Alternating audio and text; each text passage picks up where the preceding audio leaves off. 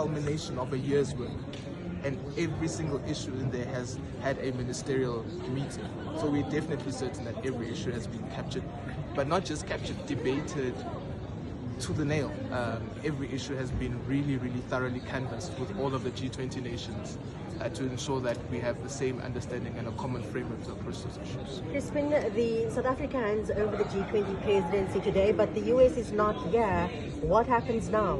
Well, we've answered this question 100 times. Crispin, you made the But what is that answer though? We will hand over at DIRCO at the appropriate level. The president said that the panel on inequality might be the legacy of the G20, but it's not mentioned in the report. Well, remember that there are specific initiatives that this G20 presidency has undertaken. It's the Africa Expert Panel Report. It's the review of the G20 at 20. South Africa is the last country to host the G20 from the Global South, but also it's the 20th year of the G20. So this means that we're going to be we've produced a report that looks at how the G20 has been functioning and what can be improved within the G20. And some of the recommendations there, you would have heard the DG or Sherpa saying some of the recommendations still maintain that we should keep the G20 as an informal body. Those are the legacies that we will be also handing over to the US to say this is scientific evidence of how we think the G20 has performed over 20 years, and this is what can improve further. So that's one of the legacies.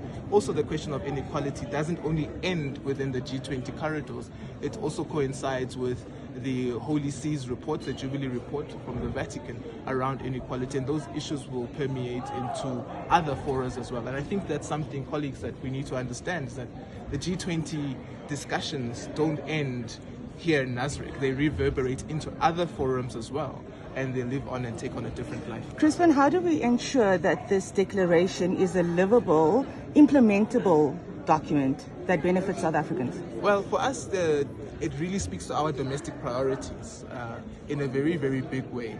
Addressing inequality, as you know, we have inequality challenges in this country.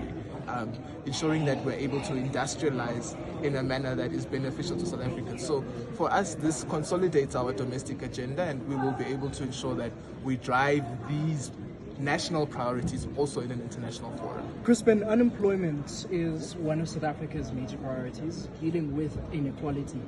The report doesn't really go into depth about AI. There's a lot of talk about critical minerals and beneficiation locally, but it doesn't go into the nitty-gritty about AI, which is a growing industry.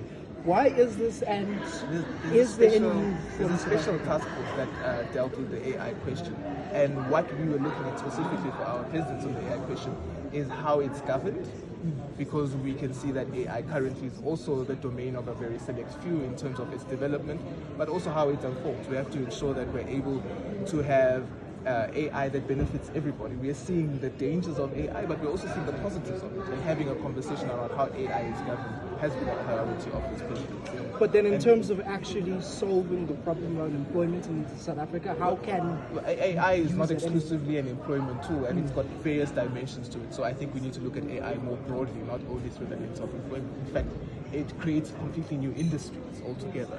And that's something that maybe a summit like this cannot solely focus on, but more broadly, what are the principles around how we deal with AI?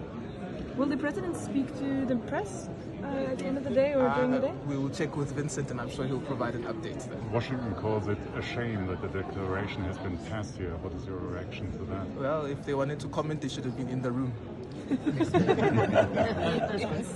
Are you confident that G20 member nations will be defending the declaration with anticipated pushback from the US come next year's presidency? We have a declaration, and they have affirmed it. And it will stand. It will forever be known as the South Africa Declaration. And that is something to be really proud of amongst what we are seeing in the international community. Will the president issue a summary at the end of the summit that reflects the discussions that have taken place? I believe so. Thank you. Okay. Thank you very much. Thank you.